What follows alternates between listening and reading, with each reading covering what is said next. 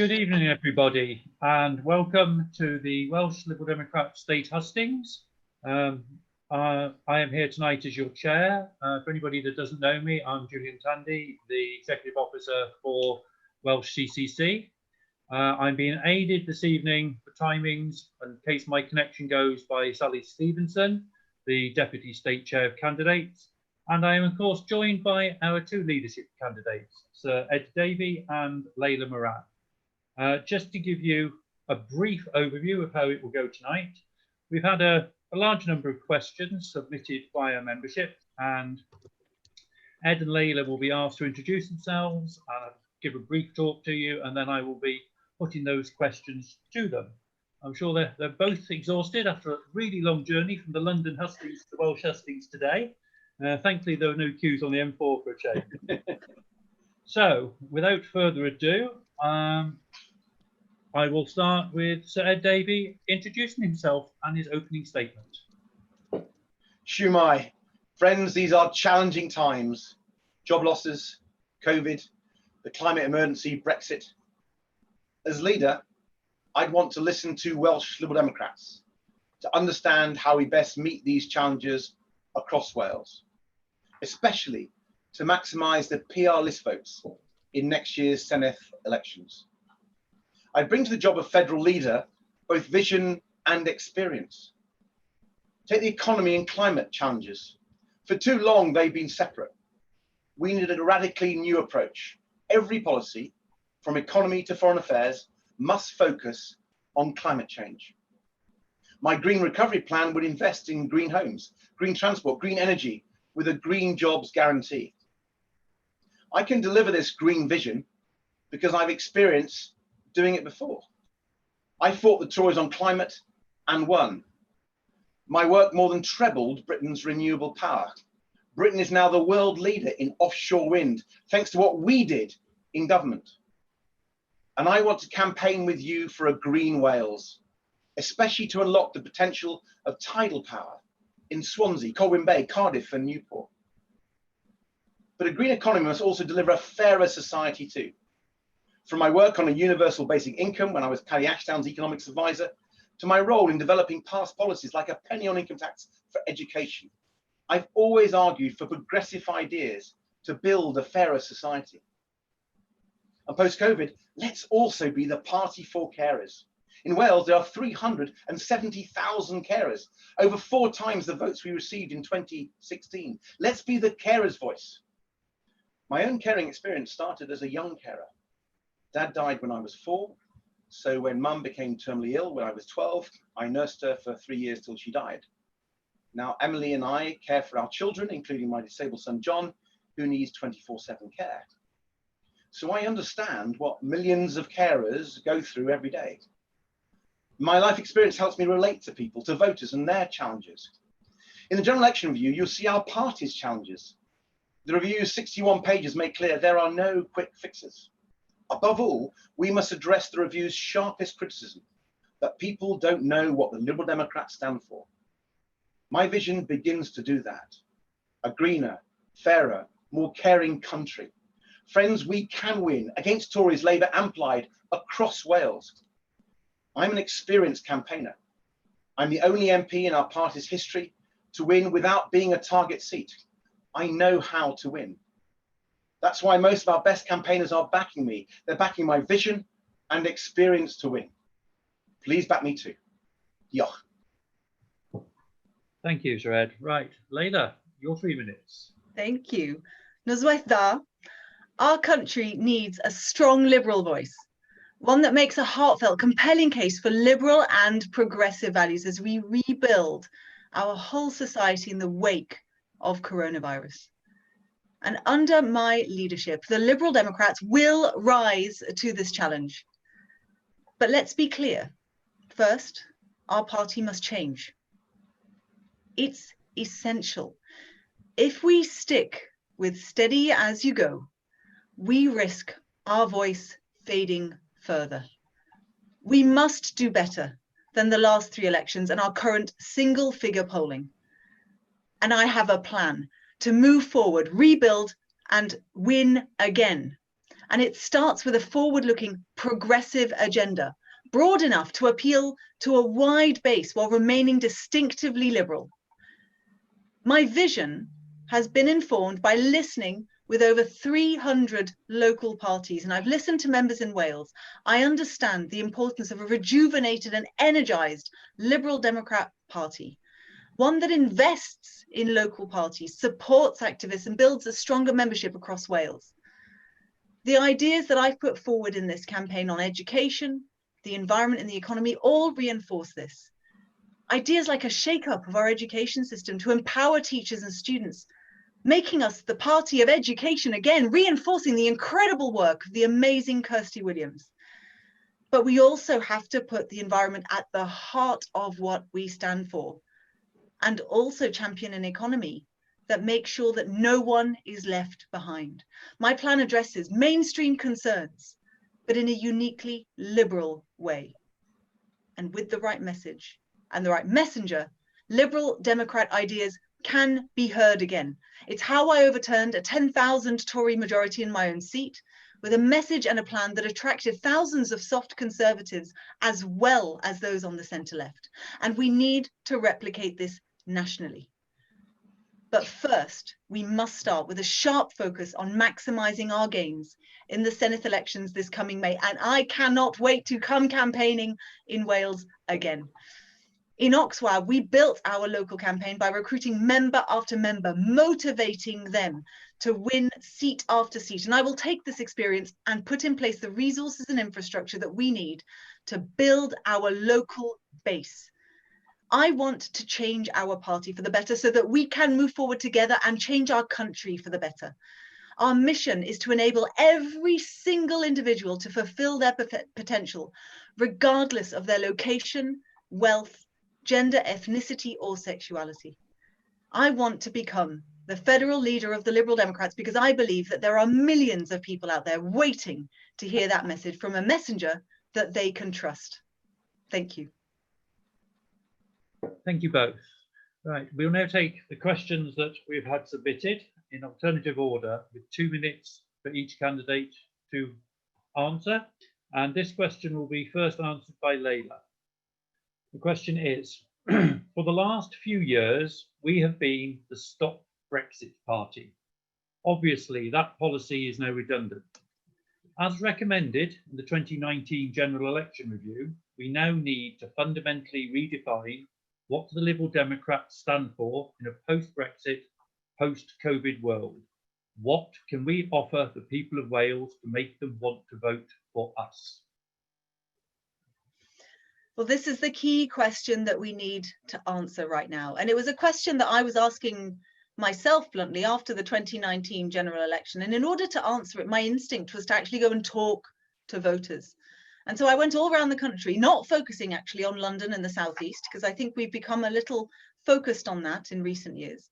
And I went to places like Leeds and Sheffield, I went to Kent, I went to Devon and Cornwall, I came to Pontypridd and very quickly spoke to our membership there, but also spoke to local businesses and residents in a walkabout after the flooding. I was about to go to Scotland, by the way, but coronavirus intervened. And we have to start there.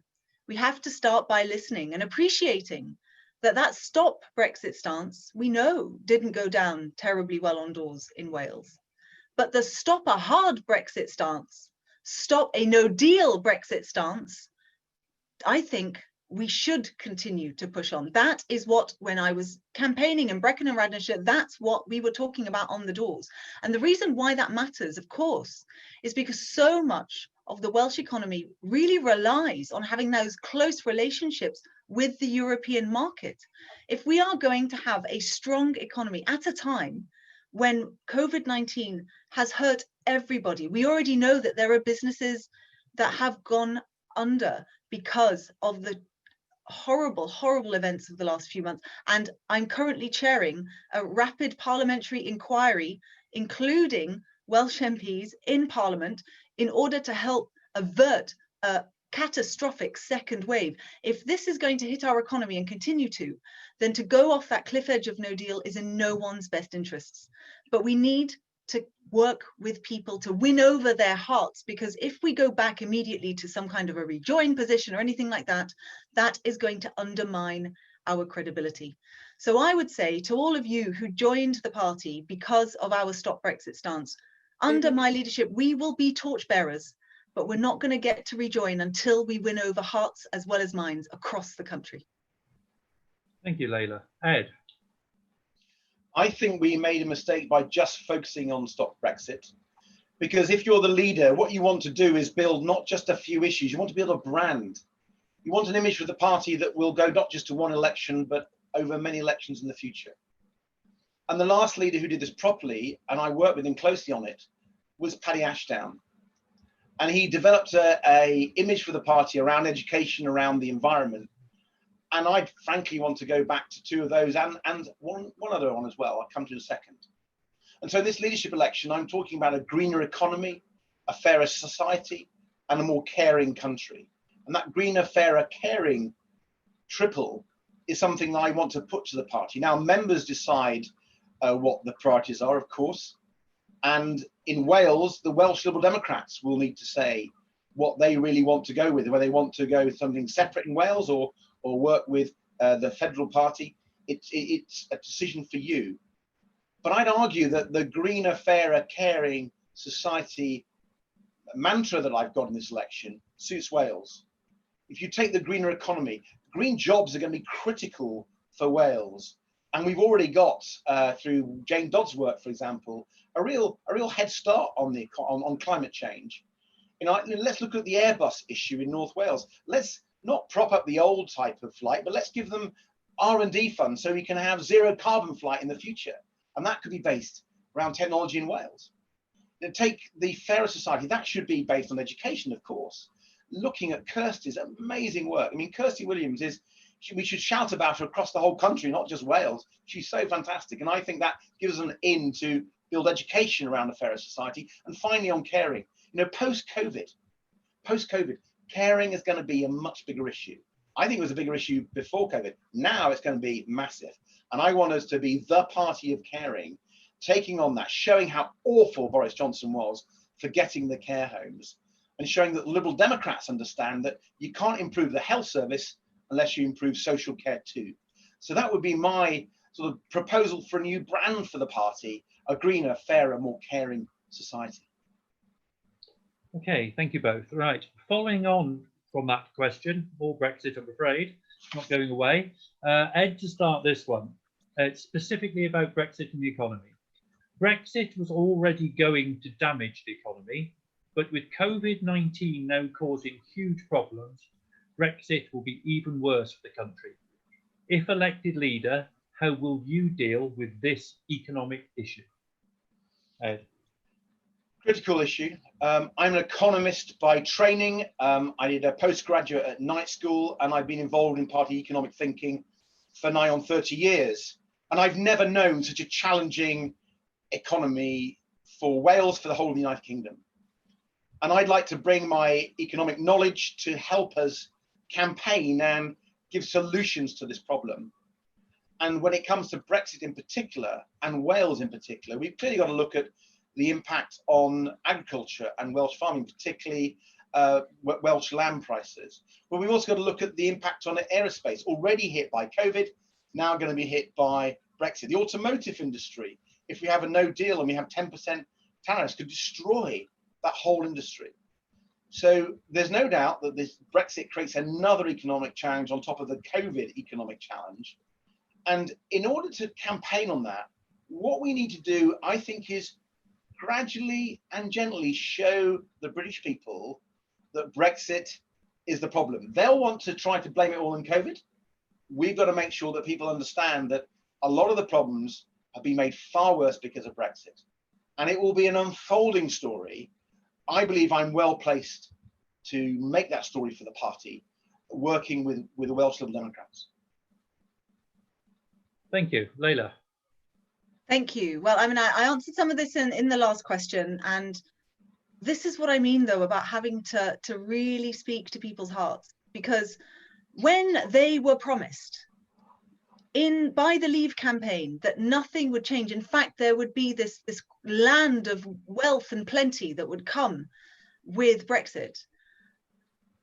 Bluntly, Boris Johnson is choosing to side with Donald Trump in the way that he is considering lowering food standards and lowering environmental standards in order to do a deal with America, than he is in protecting the interests of the Welsh people. And we have to show people that that is the case. And it's not done in a sort of I told you so kind of way. It's actually just simply done by talking about the bread and butter issues that people really care about. We know that the way that you stand with people is to invest in them. We need to start making that emotional case, actually, to counteract some of the rising tide of independence in Wales that is coming off the back of this too, to say we care about each other. We are in this full family of nations because we care about you, and I care about children and care homes in Wales as much as I do about them in England or in Scotland or in anywhere else.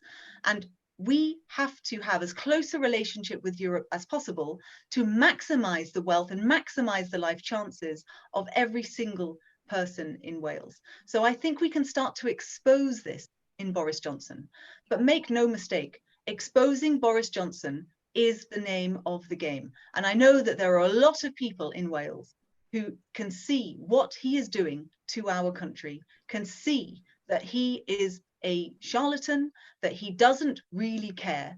And we have to show those soft conservatives who voted for him last time that he never really cared about him, that he only ever really cared about his own power. And that's how we're going to win those hearts over again. Thank you. Well, you're in Wales, so devolution issues is not going to surprise to you. And I think it was our second most popular topic for questions. So a couple for you on that one. So this one is to Layla, first of all.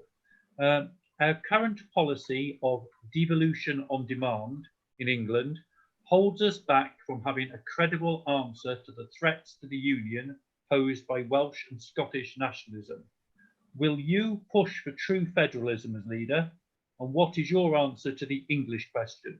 Regional assemblies or a single English parliament? Layla. Thank you very much. Well, I'll start by saying, actually, this is a question that we have to work on together. And my leadership style is very collaborative.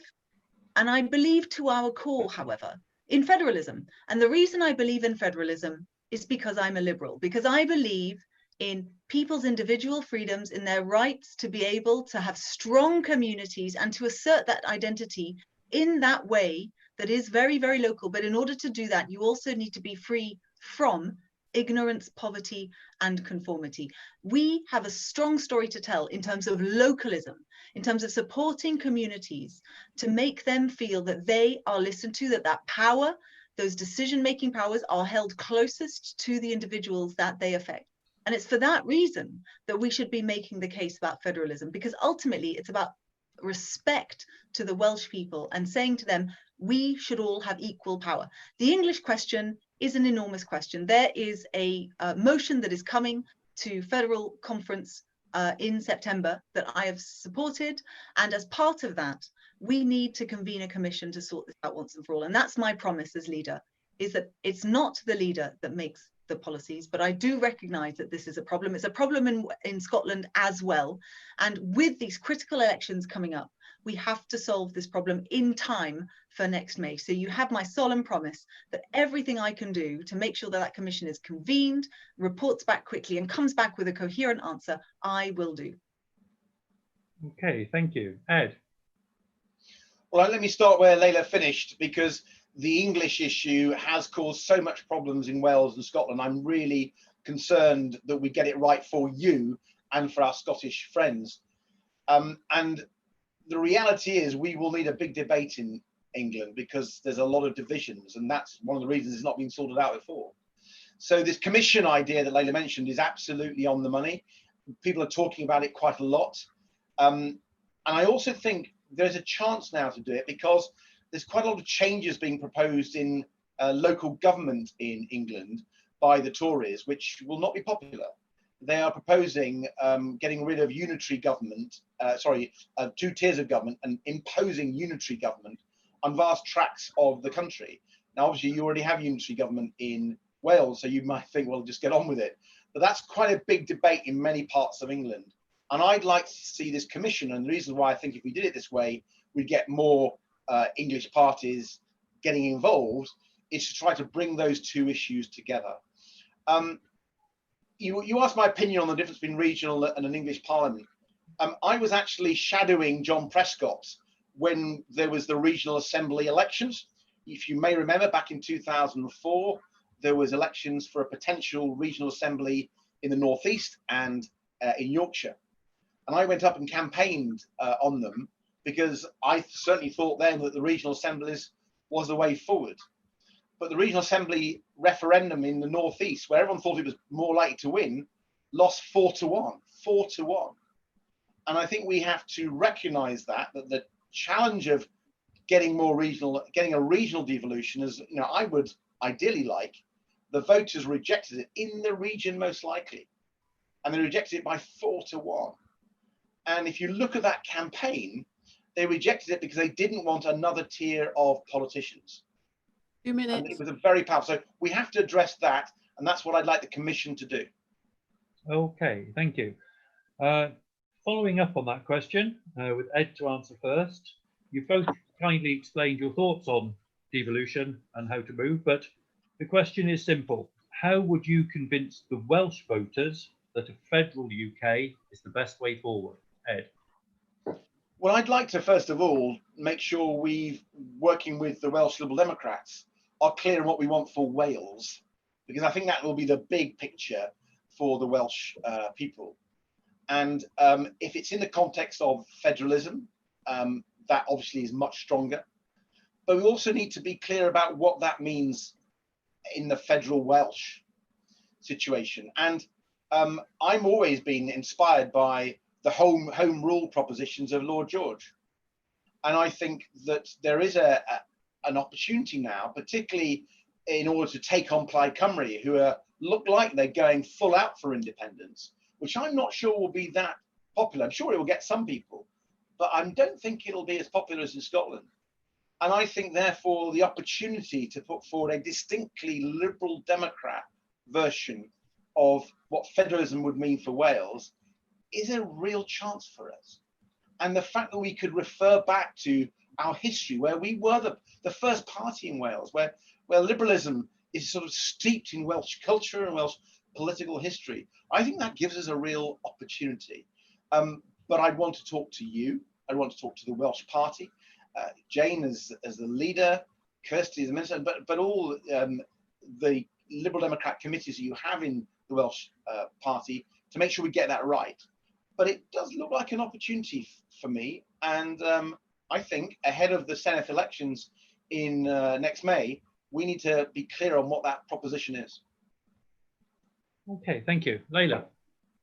Absolutely, we need to be taking the lead from you guys. I think it is really, really important, especially in the run-up to these elections, that we are crystal clear that it is the Welsh Liberal Democrats that are in charge, that my job as federal leader is to back you guys up, back up Jane, back up Kirsty, understand from them what it is that is the most useful thing for me to say.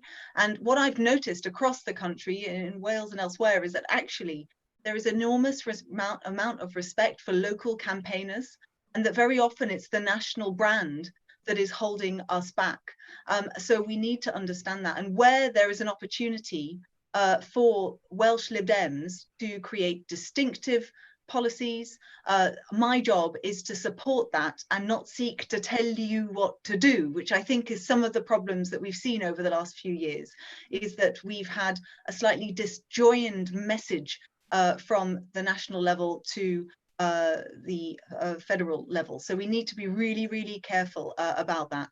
And the other thing I'd say is that actually even within Wales, what I understand is we have to make sure that all local parties are heard. I'm hearing from a lot of Welsh Lib Dems, particularly in North Wales, that there's a very different picture there, and to sort of lump Wales all in one pot from the national level is just absolutely the wrong thing to do. North Wales needs particular attention, and this comes as much in supporting local campaigns as possible. The other thing I'll just touch on is I really deeply recognise that local parties and the Welsh Party in general has not had enough resource from Lib Dem HQ.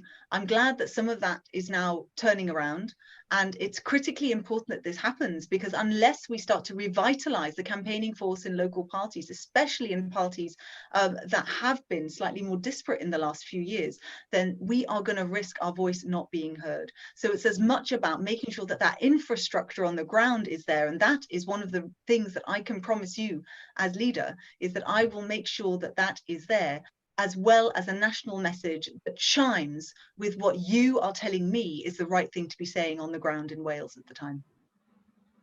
Okay, thank you. Looking at the next question, I think Leila's partially answered that, and she realised there is some differences.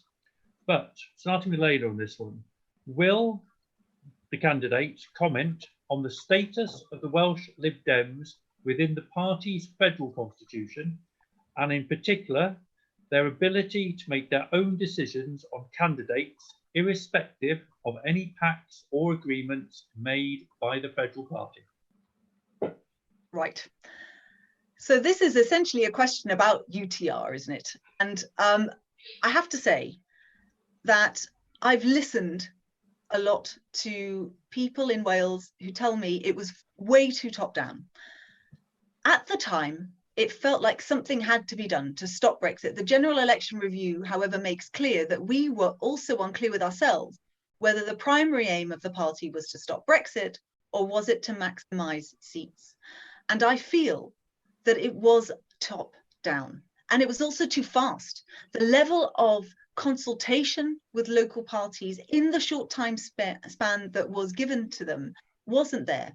And I would much rather see a more organic approach to this, one that doesn't demoralize local campaigners, one that is done with consent, and one that doesn't feel like you are being told what to do, and if you don't behave, then, you know, it's very un-Lib Dem. This is not our party living its own values, and regardless of if it's Wales or anywhere else, I would much rather see what we did here in Oxford, which was in 2017. I realised that if I was going to overturn a 10,000 Tory majority all in one go, I needed to start having conversation with the local Green Party and indeed Labour activists locally. And what we did was, actually, I had a hustings with them. We went over the common ground, and you guys have been working with Labour locally. You know how this is done in seats where we can overturn against other parties. It maybe would make sense to start those conversations from now, so you can build a campaigning force that works towards a common good. And that's how I then achieved over 50% in this seat, which was no mean feat. It's the highest ever result in any candidate and any for any party in the seat's history. And the way we did it was by building a campaigning force that was bigger than our own party, and we inspired them to do that.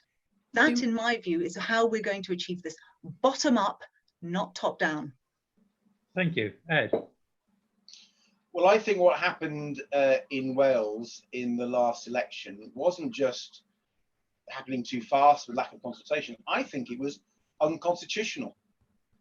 And if I was part of the Welsh Liberal Democrats reviewing that, I'd be really sore. My understanding of the Constitution is actually the Federal Party was going beyond its powers to do what it did. And I think that has to be reflected on. I'm not a constitutionalist in the detail that some people are, but I really want to make sure we not just learn the lessons, but people are really clear that that should not happen again. It's pretty unlikely to happen with me as leader, because I'm not really into the sort of formal pacts and deals. I don't think that's actually the best way to defeat the first past the post appalling electoral system. You know, I worked with Paddy when he was doing that before the 97 election, and through his understanding that he achieved with Blair, he managed to get tactical voting operating fantastically, but without a formal pact or a deal, and all the disadvantages that we know flow from that, as we saw with Unite to Remain. So I would take a very different approach anyway, and I wouldn't break the party's constitution. Final thing I'd say on this is I think Liberal Democrat HQ does not understand Welsh politics. And it may be because unfortunately we don't have a Welsh MP at the moment, but whether that's the reason or not, we need to make sure that HQ understands that actually in Wales, Welsh Liberal Democrats are fighting on a number of fronts, a bit like Scotland, but it's actually even different from Scotland. And you can't just take the political strategy you're applying in across England or even in Scotland and apply it in Wales. You need a different political strategy, and one needs to think that through far more carefully. And that was not happening in the run-up to 2019. And I'm not surprised if you lot are quite sore about it. Okay, thank you both. Right, changing topics a little bit now. A very specific question, this one. And it's Ed to go first on this one, please. Do you agree and support the idea that in residential streets and roads, the speed limit should be 20 miles per hour for CO2 reduction, and that immediate investment should be made into the Swansea Bay tidal lagoon and wave energy projects? Well, let me deal with the first one initially. The 20 mile per hour zone, we're introducing lots of 20 mile per hour zones across Kingston Borough, across my constituency. But we're not mandating it for every single road. We're actually looking, we call them neighbourhoods, parts of the borough, and we're consulting people. Because I do think on this, you need to take people with you if you're doing it across all the roads. I have a very different view, by the way, for roads near schools. I think we should mandate that they are 20 mile per hour for road safety. But across the rest of the road network, I think different areas are different, and mandating it, I think, whether it's from the council level or certainly nationally, I think that would be the wrong approach. I do, however, when it comes to Swansea Bay and tidal and indeed wave power, I am so enthusiastic indeed. When I was Secretary of State for Energy and Climate Change, I put the Swansea Tidal Lagoon Bay project on the map. Previously, the officials, Cross Whitehall, didn't want to know about it. And I had to fight like a tiger to get it even looked at. And I won. The problem is then the Tories got in control, and despite the Charles Hendry review, which is very positive about investing in Swansea tidal lagoons, they've ditched it. And I want to work with you in Wales, not just for the Swansea tidal lagoon, frankly, but for Newport, for Cardiff, for Colwyn Bay. This is a huge potential for green power in Wales, a huge number of jobs. And I really want to make sure this happens. And I want to bring my experience and knowledge of these projects to work with you in your campaigns, both in May next year and beyond. Thank you. Leila. Thank you very much. So on the speed limits and CO2, I do believe that really needs to be a decision taken by local communities, but I did used to teach this stuff. I was a maths and physics teacher before I was a MP. And one of the things that is true is that if you want to reduce the amount of CO2 coming out of a car, because the amount of energy that you need and the air resistance increases with speed squared, actually is the formula, then it is true that it takes more to overcome that air resistance, and that's why carbon dioxide emissions go up. So I do think that it's a good idea, but I personally think it should be up to the local communities to be able to decide, and for you guys to go out, and if it's something that you want to make that case, because actually my experience of it is that it's very, very popular. It's safer, people find that it's quieter, and air pollution is one of the greatest killers right now in our country. And didn't coronavirus show us actually that by reducing the amount of cars on the road and reducing the amount of air pollution in the road, how much better it was? To the Swansea Bay tidal lagoon, I have been enthusiastic about this for a very, very long time.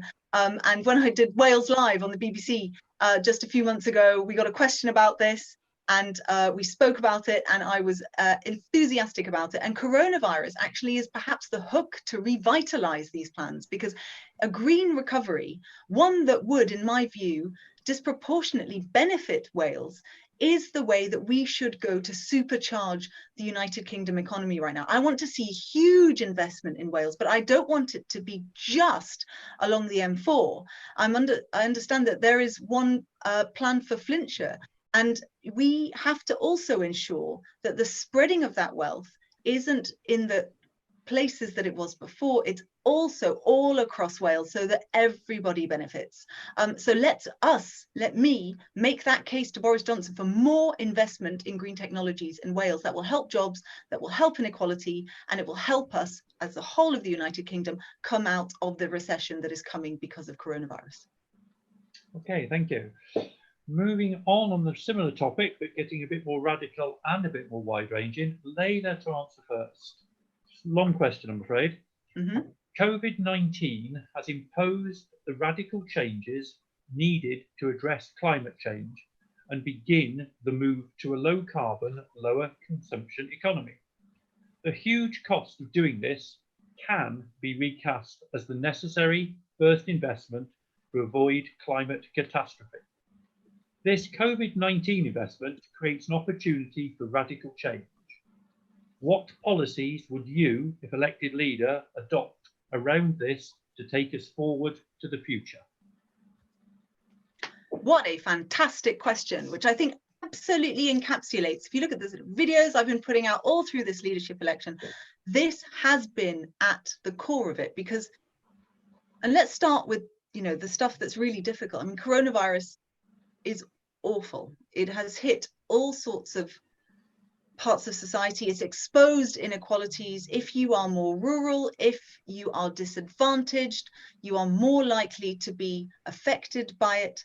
And those great inequalities that we see all over the country, but especially in parts of Wales, we have to address, and it needs to be done now.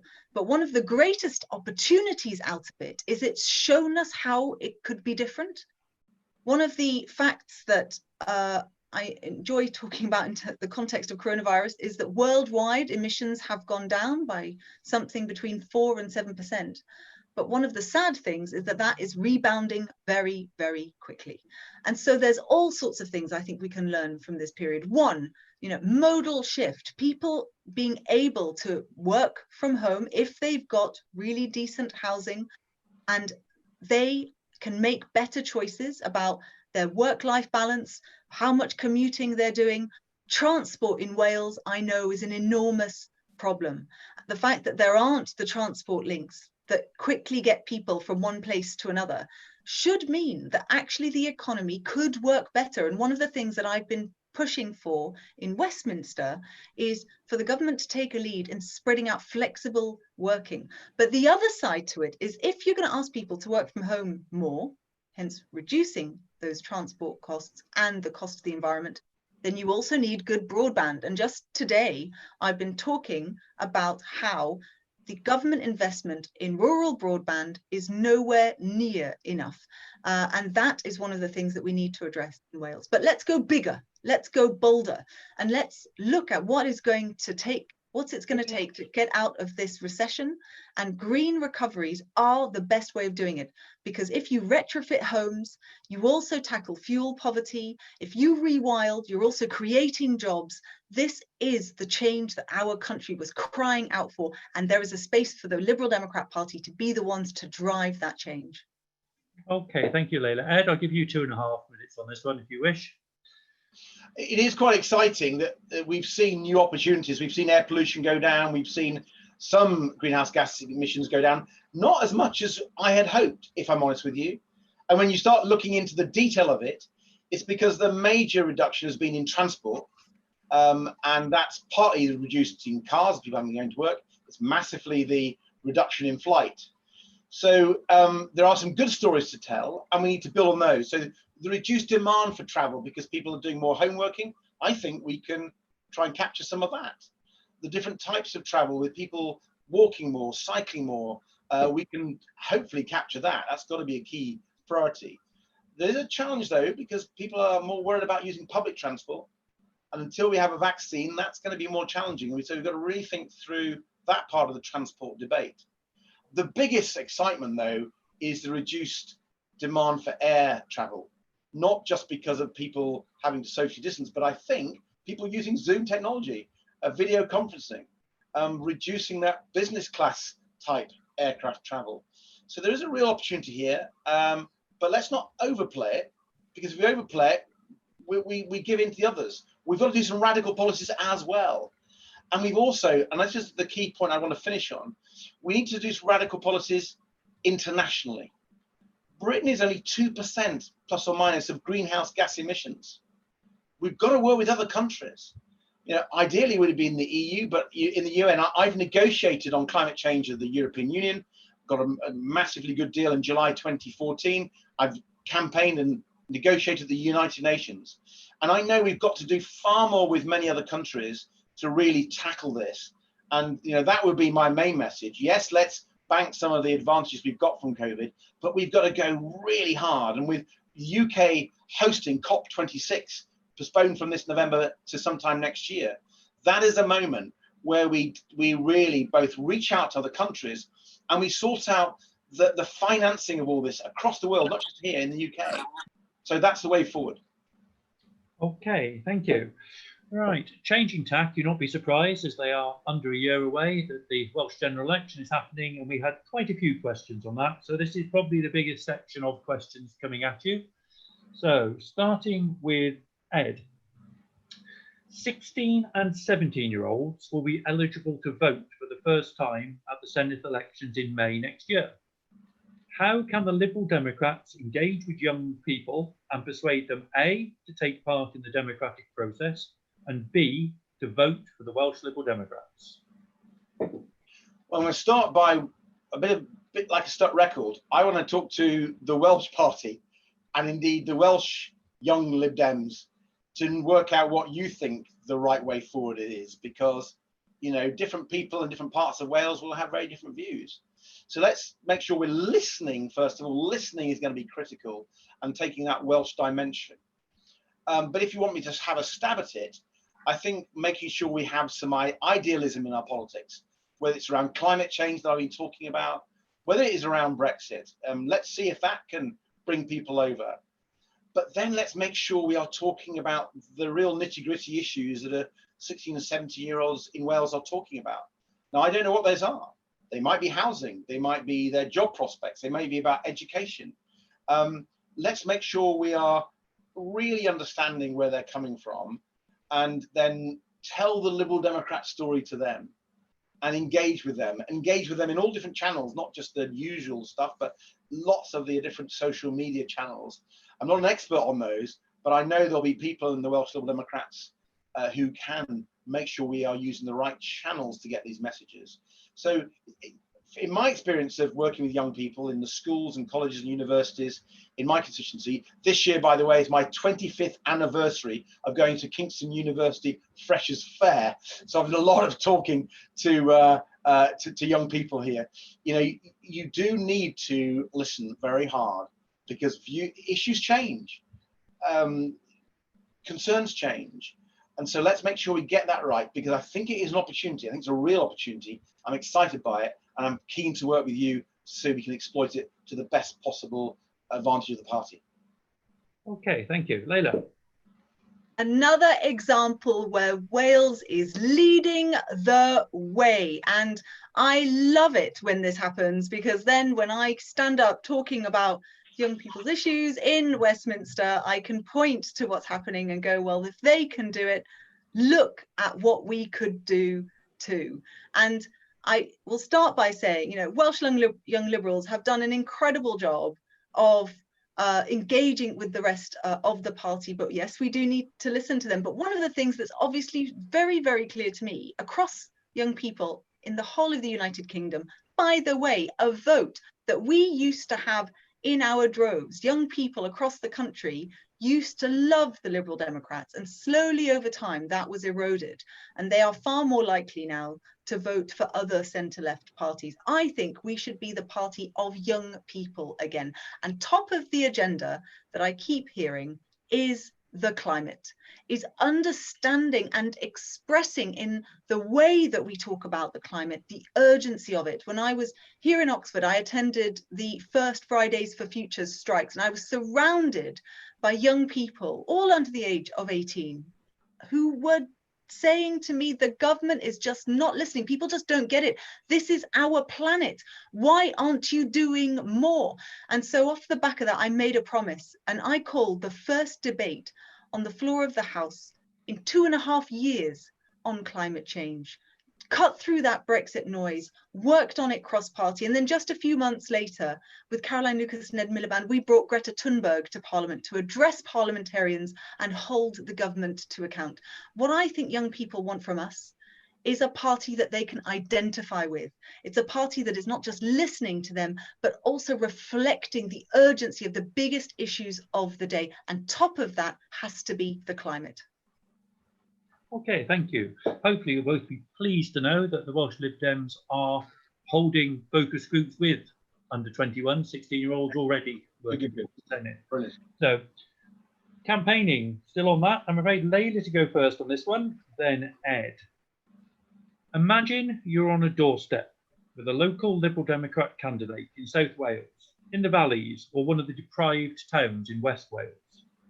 Given a track record in government, how would you personally convince a sceptical Labour-leaning voter that a vote for a Liberal Democrat Party led by you is not a vote for economic austerity? Thank you. Well, first of all, I hope that this can actually happen soon. There is nothing that I love more than getting out on doors and talking to people. And I'm such a people person. It's how I think I get my sense of where people are. And I think, guys, we need to accept where the party is right now, which is that a lot of those voters who in the past might have considered voting for the Liberal Democrats, we lost their trust over coalition, and they still talk about it on doors. If you talk about in the context of, well, we are absolutely going to now say that we are not going to balance the books off the backs of the poor, they quite often go back to that point. And we have to now signal to them nationally that we are renewed. But if I was on that door with them, I would actually start by having a long conversation with them about what is it, that bread and butter thing, what would make you vote Lib Dem again? And at that stage, refine the messages that we need to put forward. So as part of my pitch to you, I've spoken about education, the environment, and the economy, and that's based on conversations like these that I've been having across the country.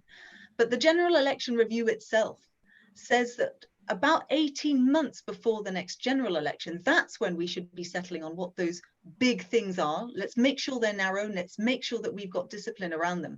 But up until this point, the thing that we need to start doing to them is rebuild trust and credibility.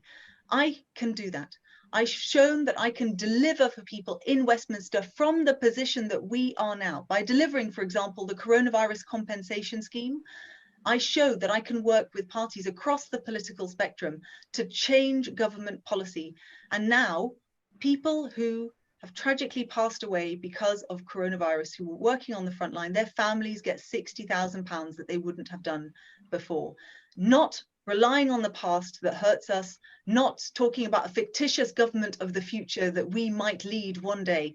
Actually, let's show them that we have credibility now. And there is no better way to do that in Wales than winning seats at the Senedd. That's why it's so important that we have such relentless focus next May. Okay, thank you. Ed. Well, I love canvassing, and having canvassed for 30 years on doorsteps around the country, including around Wales, nothing would, I'd like nothing better to do that. But I take a different stance from Layla. I talk about the achievements of Welsh Liberal Democrats, and I particularly focus on Kirsty Williams. And I think you could show that there was a Liberal Democrat in government now using that power to help young families, to help young people, to help children. And what Kirsty Williams has achieved, and what you can point to when you're on that doorstep very powerfully, is the increase in the pupil premium, helping the most disadvantaged children. The fact that when it came to the free school meals contract that Gavin Williamson in England signed, for delivering free school meals during COVID, she looked at it and said, no, that's a private sector contract's a rip-off. I'm going to work with local authorities and schools to deliver the free school meals. And guess what? The children from disadvantaged backgrounds in Wales got free school meals, and in England, many of them went without.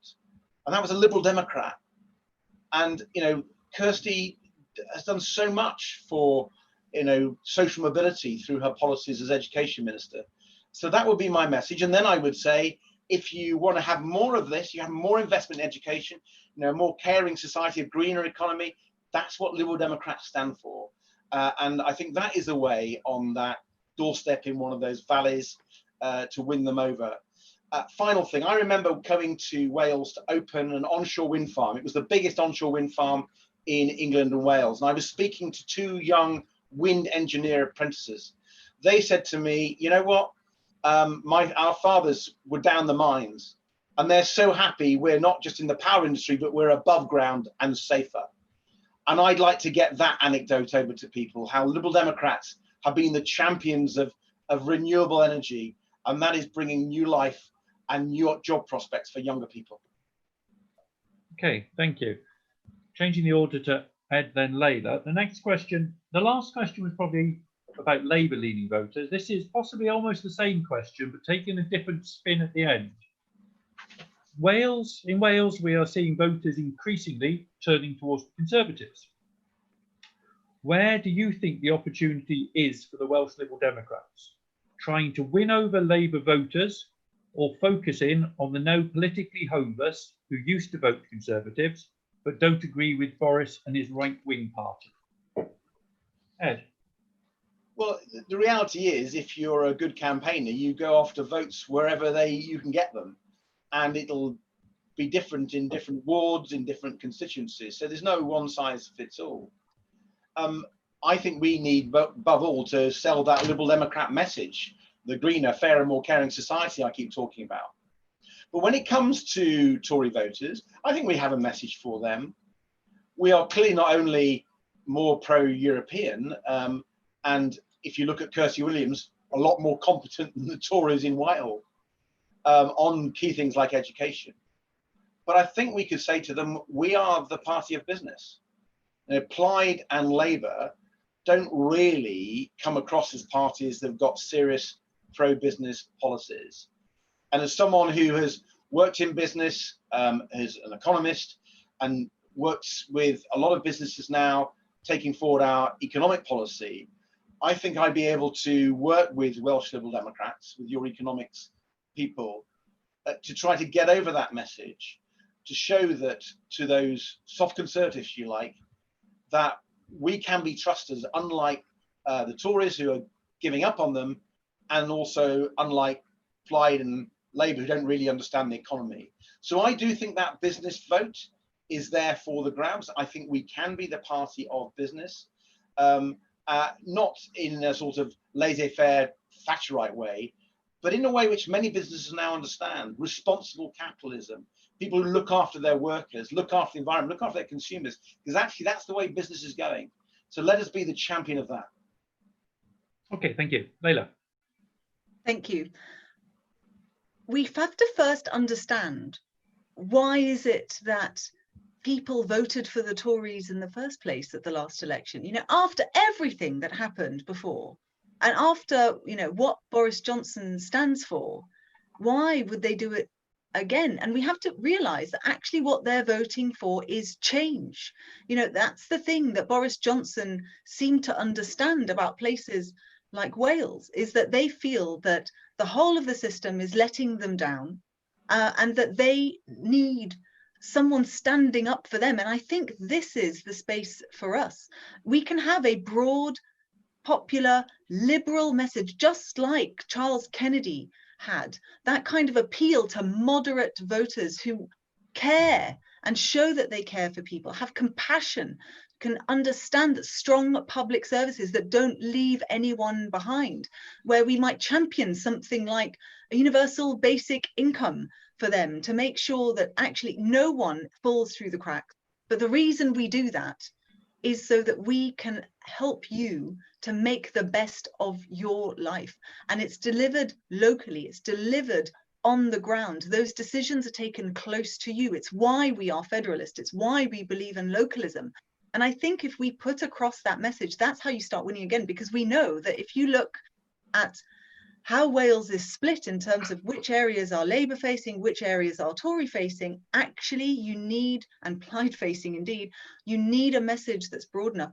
And Kirsty is the great champion for this. We deliver when you give us power by electing councillor after councillor after councillor. After rebuilding our local campaigning strength, we can show people that we are credible at all levels of government. And that's when they will say, well, what are the Lib Dems ever going to do for me? We'll have concrete examples at that point to show them. Okay, thank you. Carrying on with Senate elections, question here. It's Layla to start this one, then Ed. One of the biggest issues facing the party here in Wales is a lack of campaigning on the ground and central support to help get things moving. What will you do to re-energise our activist base, and what greater support would you, as leader, want to see the federal party give to Wales? Well, first of all, I want to say congratulations to Claire Halliwell, who has taken on her new role. And then I understand that there is more support to come. I think that was absolutely the right decision to make Wales a strategic priority for the party as a whole, because we need to show the country that we are not just a party focused on London and the Southeast, that we are a party that is going to grow in all of the regions and nations of the United Kingdom. And for too long, it has been the case that Wales has felt left behind. But let's be clear about how this happened. There has been a deterioration of our overall campaigning strength over the last 10 years or so. When I first joined the party in 2007, there was already an ecosystem of organisers. You'd have someone who would start somewhere and then go somewhere else, and they'd learn the skills, recognising that campaigning itself is a skill. And that ecosystem in the wider party as a whole, I'm sorry to say, with the exception, of course, of organisations like ALDC that is still managing to grow those organisers, the party as a whole is not great at this. If we were a business, there is no way that we would be investing as little as we do in our volunteer base and our staff. And that's what we need to start with. That's certainly at the heart of what I believe in as a leader. I want everyone around me at all levels of the party to be empowered to be the best that they can be. And it starts with training, it starts with the support, and it also starts with recognizing that if we're going to do this, we have to build over the medium and the long term. And that should benefit Wales as much as anything else. And the last thing I'll say is that there is absolutely nothing I love more than coming to Wales and door knocking. I did it in Brecon and ran a by-election. It's where I'm going to be spending my very short holiday that we've got in the middle of this leadership election going. I'm going to Cardigan Bay. I love Wales so much. So you won't be able to get rid of me. Thank you. Ed. I see the Welsh Senate elections next year as a critical test for the party. And I want the federal party under my leadership to support your plans. And I want to start talking to you very early on and coming to Wales and working out how I can support you. I have some ideas because I think you can be really ambitious next year and you can make gains. We need to look at how that could happen. And to me, it's on the vote list. I think there are 5 vote lists, which because of the PR, if we can get our vote share up, they could be really interesting to us. And given the likely fall in the Brexit vote, the question is where those votes are going to go and how that's going to play. And who knows, I think we can get our share of the vote up and that could be really successful. So how can I help you do that? Whether it's through money into campaign training on the ground, whether it's through money into media, so the air war is stronger across the whole of Wales. Those are the things that you need. And I'm delighted Claire Halliwell is going to be your new chief executive. She's actually my campaign manager at the moment, and I can tell you she's fantastic, extraordinarily well organized. Reminds me a bit of Jo Foster, for those of you who remember Jo when she was your chief executive. So I'd be very keen to work with Claire, continue our cooperation to help make that happen. Final thing, here's a random idea for you. I'm a bit of a rugby fan. And, you know, I don't go and watch London Welsh, I'll be honest with you. But why don't we have a London Welsh Liberal Democrats? So Welsh people who are living in the city, living in London, working here, we organise them for fundraising for the Welsh elections, whether they're the Senedd elections or the local government elections. I quite fancy sorting that out. And if you're up for that, I'm already talked to Claire Halliwell about it. Maybe we can get some of the money in the Welsh Liberal Democrats who live in London, shake them up and get the money out of their pockets and wallets and get it to you so you can campaign and win many more seats. Okay, thank you. And in case she's not on the call, I will pass that on to Lunny Parrott, who is a fundraising officer for the Senedd elections. Okay. Tomorrow at the meeting. Right, carrying on. Still on Senedd elections, and it's Ed first on this one. And it's a very specific question. As leader, what policies specific to Wales would you personally propose we take forward to next year's Senedd elections? Well, record-like, I'm going to say the Welsh Party is a separate party. The federal leader doesn't tell them what policies they have, but I'm very happy to come and discuss my ideas with you and listen to yours.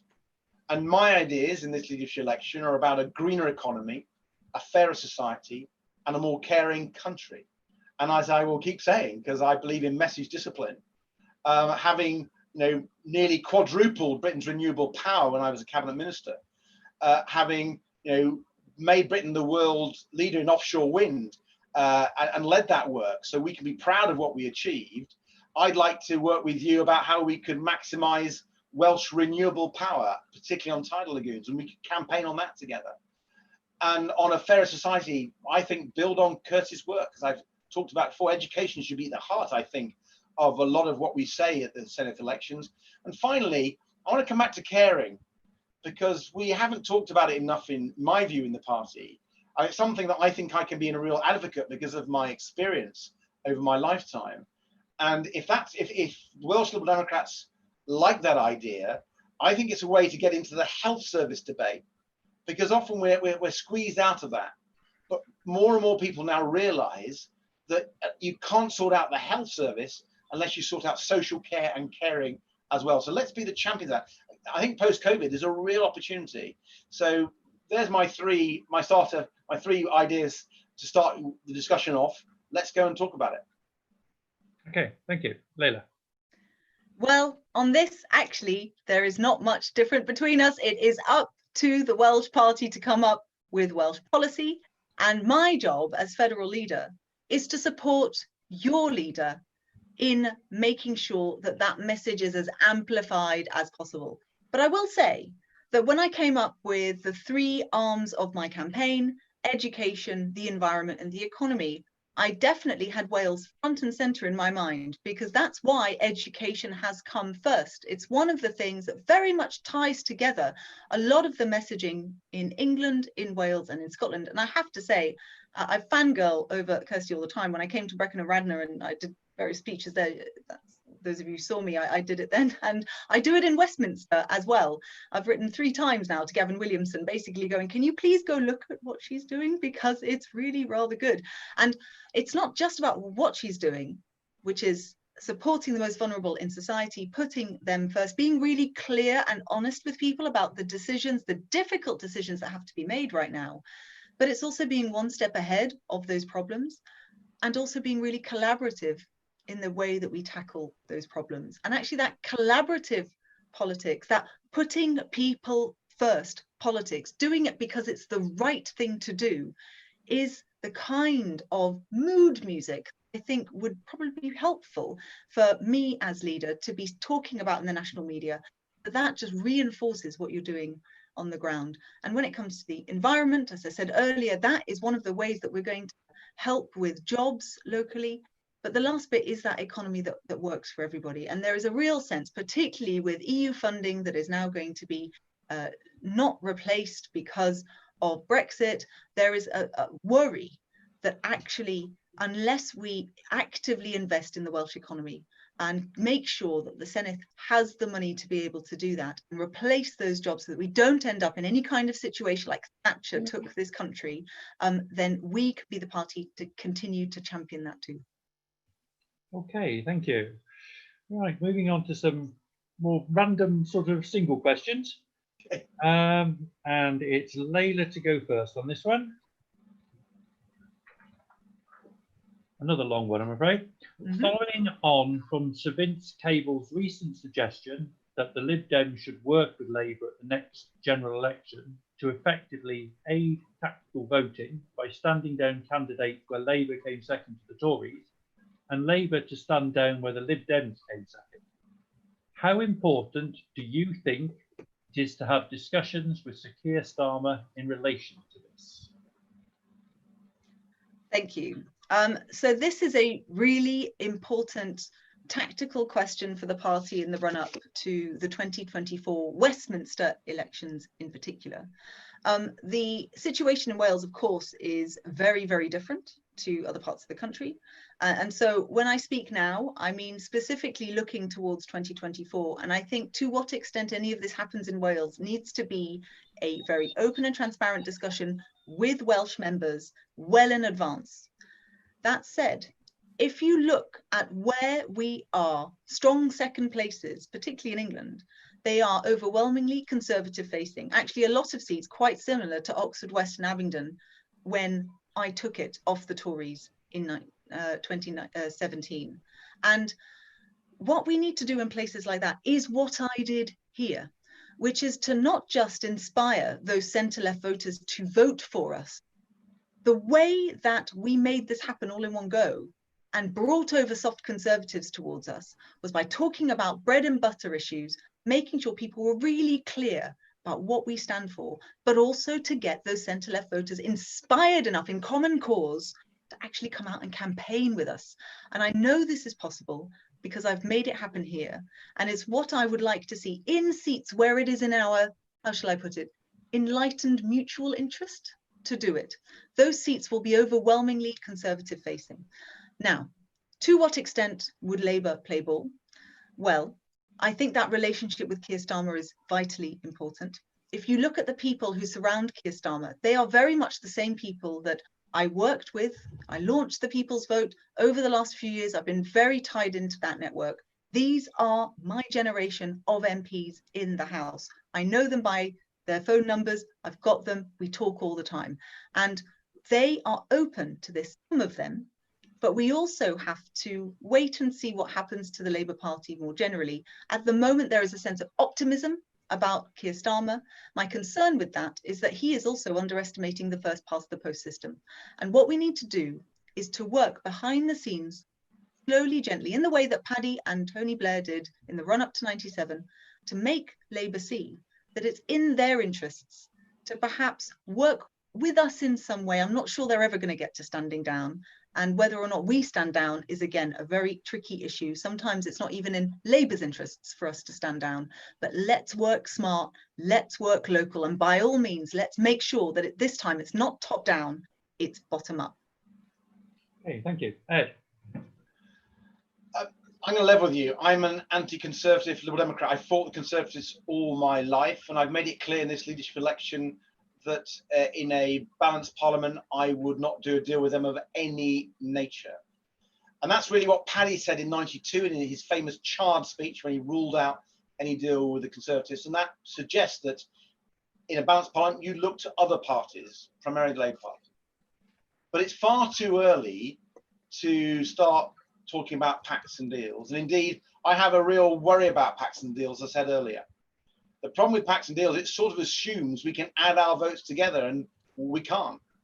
If you look at a lot of the cephalological analysis, the analysis of voting behaviour, it shows that about 50% of our voters, their second preference are the Conservatives, not Labour. So I think the pacts and deals idea doesn't really fit with my canvassing over many years. So I'm cautious about that. What I'd like to see is what I saw Paddy do when I was his advisor in the 90s. It was really clever, very well choreographed. with Blair, where they developed common ground and they developed thinking at all levels of the party. But this is the key thing: it wasn't very explicit. And I don't know if I differ with Layla on this, but I was really clear that the discussions with Starmer, you wouldn't hear about them. I don't want anyone to know if I'm having conversations with Keir Starmer. I don't think it helps the debate. I think we just get attacked by the right-wing press. I don't think it helps Starmer because he's not yet in control of his party. You know, the left-wing momentum people are still there. The Corbynists are still there. It would be a disaster for him trying to control the Labour Party and take it from the far left if he's seen to be talking to Liberal Democrats. So, you know, my judgment from the experience I've had over the years is you've got to be really careful about this. I wanted it to happen. Of course I do. You know, the reason I won in 97 when I was 106 on the target list, we won 47, I was the 47th. The reason that I won was tactical voting. I really believe in tactical voting. In fact, I'm not sure Layla knows this, in 1987, I ran the tactical voting 87 campaign in Oxford, where we did really well in Oxford, West and Abington, thanks to it. And actually a Labour MP got elected in Oxford East. So tactical voting against the Tories is something I've done for many years. But it does need a degree of wisdom and insight and judgment. You can't rush into it, and you can't be very public about it. Okay, thank you. Right, this one's a very specific question. Feel free to relate it to perhaps English as well as Scotland as well as Welsh. What ideas do the candidates have to create a more balanced housing market in Welsh coastal communities? And that's Ed to start it off. Wow, in Welsh coastal communities. You're asking a Southwest London MP who doesn't know all the different Welsh communities, but I'm going to have a go. But I want to make sure that you know that I would come and talk to you, the local councillors and the local Welsh Liberal Democrats first. But here's some tries. I mean, first of all, I am a big believer in building council houses. I didn't used to be, but in the last 10 years, I've just seen the failure of past housing policies where they've intervened through housing benefit, through housing associations. It's just not worked.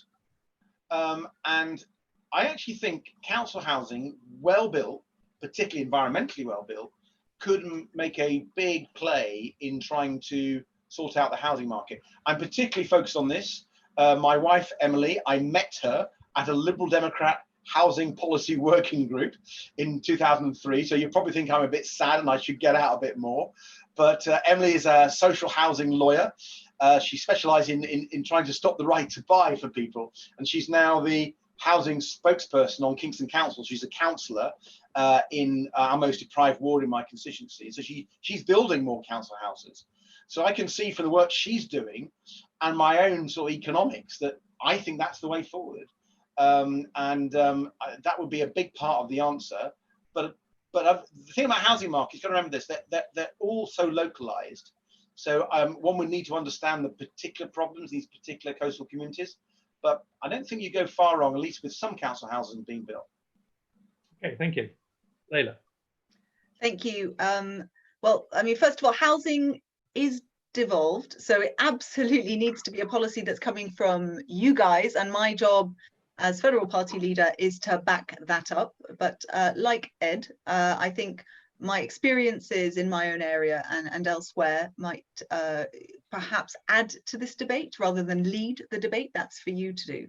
But one of the things that I hear in a lot of coastal areas, particularly that have high tourist industries, is the problem of second homes and people from elsewhere in the country who earn lots of money buying up those homes and then driving prices up. And to the specifics about what we can do about that, that is going to be up to the Welsh Lib Dems and you and your leaders to come up with that specific policy. But one of the things that I know is being looked at elsewhere in the country is, for example, that you've got differentials on stamp duty, that you also start taxing wealth, which actually by and large in the country would help to discourage people from buying second homes in that way. And certainly some of the government subsidies that were handed out in parts of the country due to coronavirus, which then disproportionately helped some people who really did not need that extra help, I think was a real misstep by the Westminster government. And I confess I don't know if those translated into what happened in Wales. My understanding of this is that it is devolved, and I would hope that it didn't apply. But it does need to be down to you guys to tell me the best way of tackling this. But the other thing that I would say as a general approach to politics is that where there are intractable problems like this, the difficult stuff is best done by working together, is best done by working with communities. When communities say, oh no, we can't possibly build here, very often it's because it does feel very top down and imposed. And my experience of Lib Dem councillors up and down the country, of Lib Dem representatives in general, is that what we're really good at is driving our community towards common cause. So if there are parts of Wales where we do need to build more houses, social houses, truly affordable houses, good homes, not just houses, then working with the local community absolutely is top priority, because that's the way that the Lib Dems do politics, different to how Labour, Tories and Plaid do politics. Okay, thank you. Later, to start on this one, keeping to a home but slightly opposite angle topic, what do you think we should do nationally about the homelessness issue, with the hotels about to reopen and all the homelessness possibly being thrown back onto the streets? Later. Thank you. I'm so passionate about this. I have been leading a campaign in Parliament over the last few years, off the back actually of young people in Oxford coming to me and saying, there is a law in England called the Vagrancy Act. It is awful. It criminalizes rough sleeping, and it absolutely needs to go. And homelessness as a general point, because you know what it is, that act is a sign of a not compassionate country. And when I've spoken in this leadership election about what are the key things that I want to be driving as leader, that compassionate country is a key part of it. Recognizing that actually a lot of people who are driven into homelessness, it's a hidden homelessness, they're couch surfing, it's very often driven by in-work poverty. They've got several jobs, they can't make ends meet, and we've got a universal credit system that is utterly broken, that means that they just don't have the support that they need. So championing a more compassionate country, and one where we put our own efficacy as a country, we should be judged on how we treat the most vulnerable. And actually the homelessness, in my view, issue is one of those things that we should be judging ourselves by. But the other thing I'll say is, the other thing that's gone alongside a lack of affordable housing is also a lack of support around the homeless person. We've shown that in this coronavirus crisis, we can get people off the streets in terms of rough sleepers. But actually the bit that's been really powerful is that by the fact they've got an address, they can now access mental health services, they can access drug addiction services, they can get that bespoke support that they need. And the reason why this is so good is because it helps them, and it's cheaper in the medium to long term. When you look at how much this costs, and you cost it over 10 to 20 years, you actually are saving money. This stuff is just a no-brainer. But the reason to do it isn't money. The reason to do it is because we're all human. Okay, thank you. Ed. It's a great question, because we have a chance now with people who were helped to come off the streets during COVID and got into the hotels. Can we make sure they don't go back on the streets? And that's the real question. I'm actually doing quite a bit of work with my wife here in Kingston on it, and seeing the challenges for local councils who are trying to deliver. Kingston is trying to find some hostels, looking at buying some, renting some places, but it's a challenge because central government is not giving the resources that they need to put everything on there. We may well do it, but it will cause quite a few financial crisis problems because the government isn't providing the support that's needed.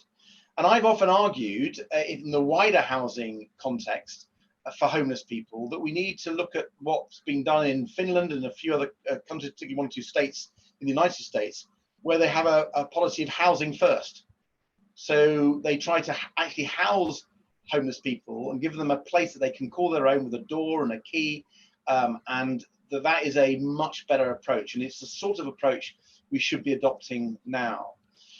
Homelessness actually is something I've campaigned on an awful lot over 20 years, partly because housing in my casework has always been one of the biggest issues. And we've had to help, countless people faced with eviction or who are living on the streets.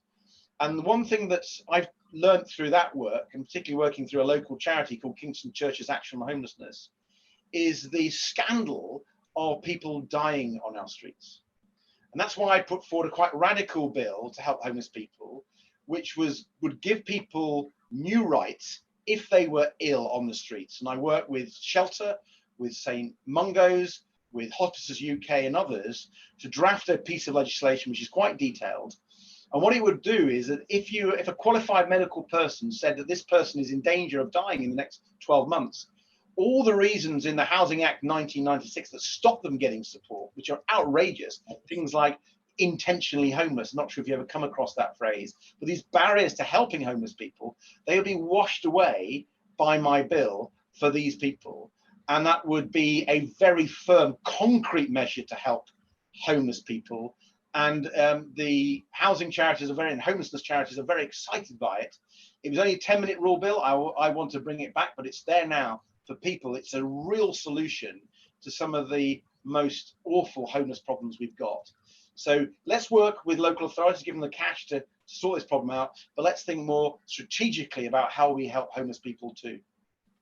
Okay, thank you. Okay, what I think will probably be the last question before your summations. Ed, to start this one. Okay, assuming you don't go to the extremes of independence or abolition of our state parliaments, what do you personally think the Liberal Democratic stance should be on devolution to the Senate and Holyrood? Should it be more devolved powers, less devolved powers, or maintain the status quo? Ed? More devolved powers. I've always been really inspired by previous Liberal parties who've talked about home rule. Our predecessor party, the Liberal Party, was the champion of home rule. And when Ming Campbell, a few years ago, did a commission in the Scottish context, he went back to those old ideas and refreshed them. And it was more devolution, and we called it home rule. And I think that phrase actually means something to people. It's an emotional approach. And, when people talk about Devo Max and Max devolution, I think that it leaves you cold. And if we're going to win the emotional arguments with the nationalists and separatists, we have to show that we are serious about giving power to the Welsh people. We're serious about giving power to the Scottish people, but we don't want to break up the British family.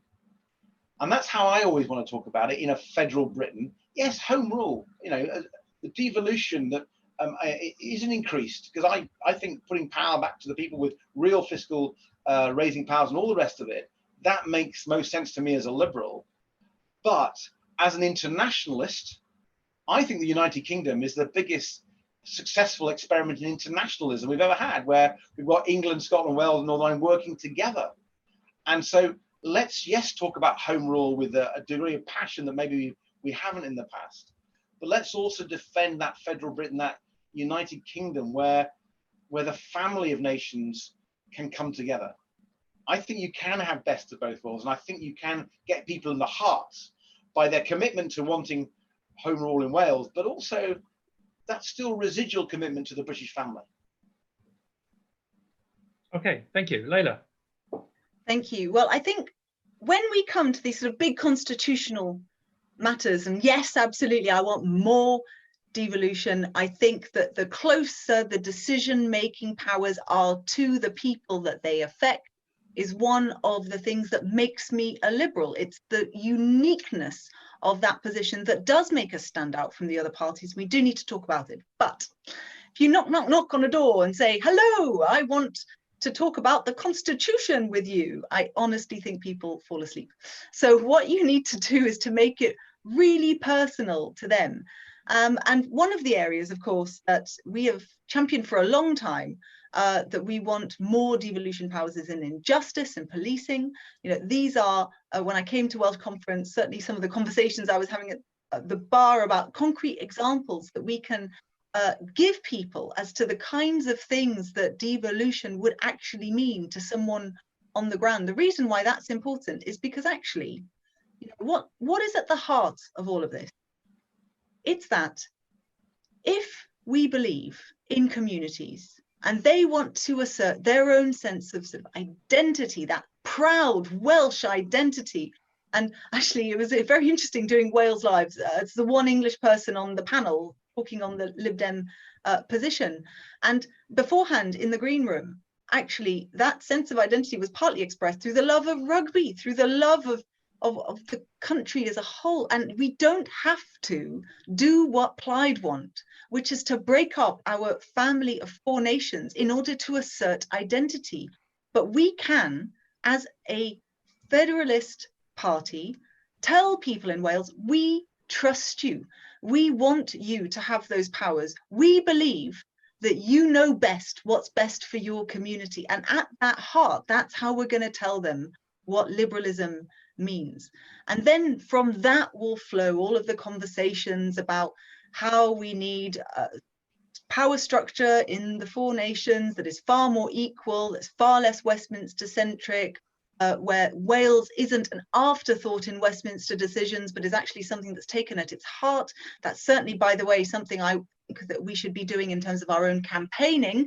We're quite good as a party about talking about such things and then not living our own values, and having that close relationship with the Welsh leader and the Scottish leader, and also our sister party in Northern Ireland is a big part of how I want to be leader of our federal party.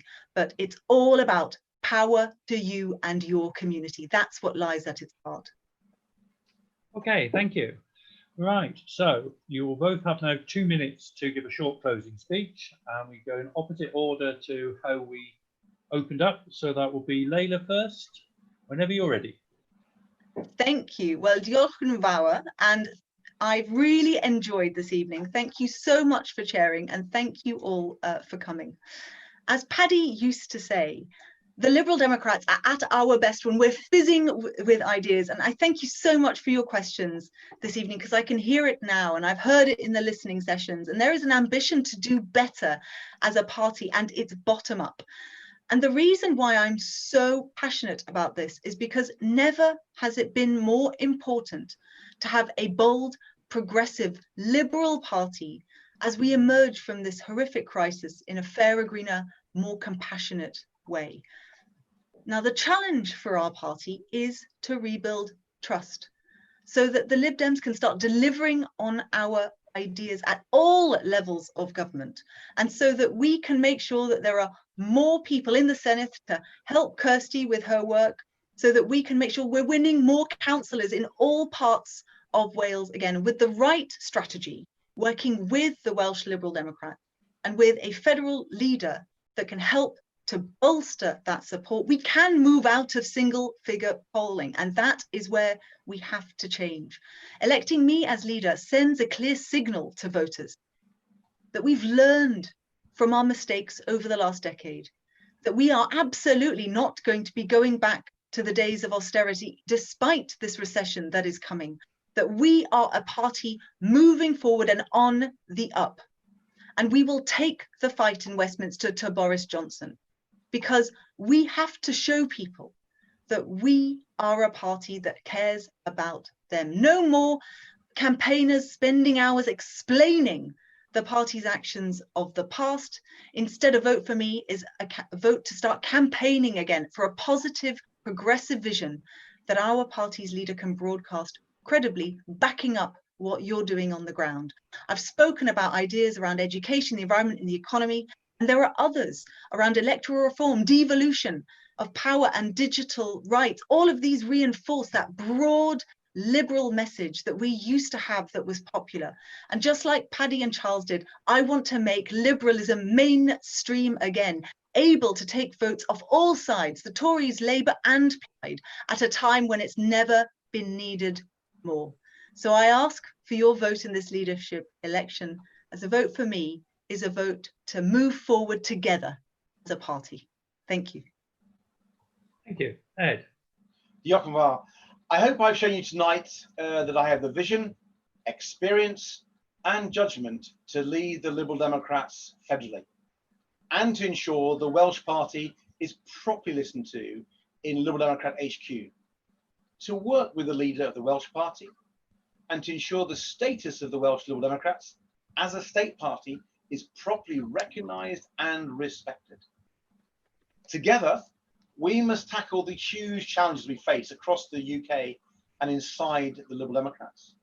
I want to work with you all to build an economy where we invest in green jobs, build a fairer society by investing in education, and give carers a much better deal. The Thornhill review of the general election shows us there's no quick fix to our party's challenges. But I know that by working together, we can build a message and a party machine that can speak to Wales and the whole of the UK again, just like we did when I worked for Paddy Ashdown. I've been touched by how many of the party's great campaigners and winners are backing my campaign. Here in Wales, I'm backed to be leader by, amongst others, Mark Williams, our former MP for Ceredigion, Sam Bennett, who so nearly won our first ever Euro seat in Wales, Roger Williams, our former MP for Brecon and Radnorshire, and Bill Power. So good to see Bill back on his feet again after his fight with COVID. I'm grateful for their support and for others. Together, let's campaign our socks off, elect more Liberal Democrat councillors across Wales, more MSs and more MPs. Yes, the challenge with jobs, the climate, with Brexit and COVID, these challenges have never been more serious. But I'm ready for that challenge. And I'd be honoured to lead you to campaign for and win that greener, fairer and more caring future. Thank you. Thank you very much. All right, so that will conclude tonight's Welsh State Hustings. I'd like to thank all the members for their questions and for attending tonight. I'd like to thank the staff for technical support and help with the systems, to Sally for some excellent timekeeping, and most of all, a thank you to Sir Ed Davey and Leyla Moran for their time tonight, and I wish them both well in their campaign. Thank you all very much. Stay safe. Thank you. Thank you, Julian, for sharing. Goodbye. Bye-bye. Thanks, Sally.